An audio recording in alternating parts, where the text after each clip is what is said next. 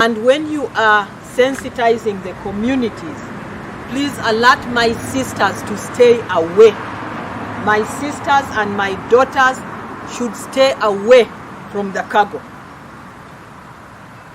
Imagine if one of my sisters interacts with the cargo, and sometimes they are also married, they have husbands in the community. It is not worth taking infection to your husband, to your children, and your husband takes it to the next person, and the infection propagates all over the country. It is not wise. So I'm again making a humble appeal to my sisters and to my daughters. Stay away from the truck drivers. It is not worth it. Even if they have dollars, or they have Uganda shillings, or Kenyan shillings, or Tanzanian, whatever it is called, they are not shillings. It is not worth it. But what we need to take note of is that this time is not a time for pulling ropes. It is a time for unity, a time for teamwork, a time for sacrifice, a time for support, a time for care, a time for selflessness, and most of all, no politics. COVID and politics don't go together. You can see this lesson very clearly from what is happening in the United States. If you mix politics with COVID, you'll get it wrong. You need to come together and speak one language with COVID. And it is only when you speak one language that you will make progress. I want to thank you that you have, as a ministry, you have sent us a letter of support. Last week, I think we received the food for health, most vulnerable people, health workers and the inpatient.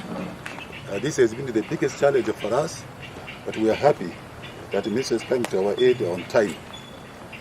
We, as a district task force, has also gone further. We have managed to establish a quarantine center in Arua Nursing Training School.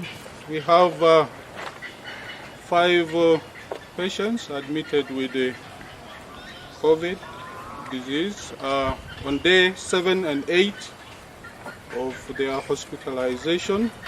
So very soon, I think, in a few days, they should be retested, and if they are negative, they'll likely be discharged.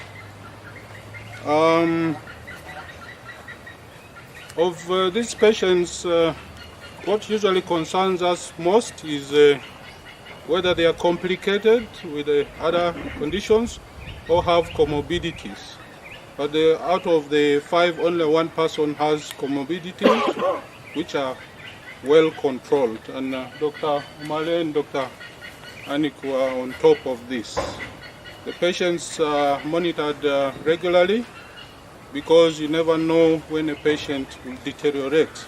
So they are monitored quite regularly.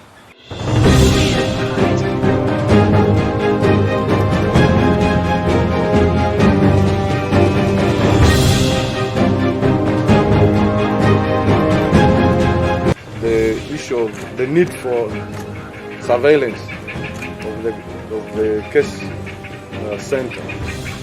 I thought I should donate this. This is one of the modest, or the latest model of CCTV camera.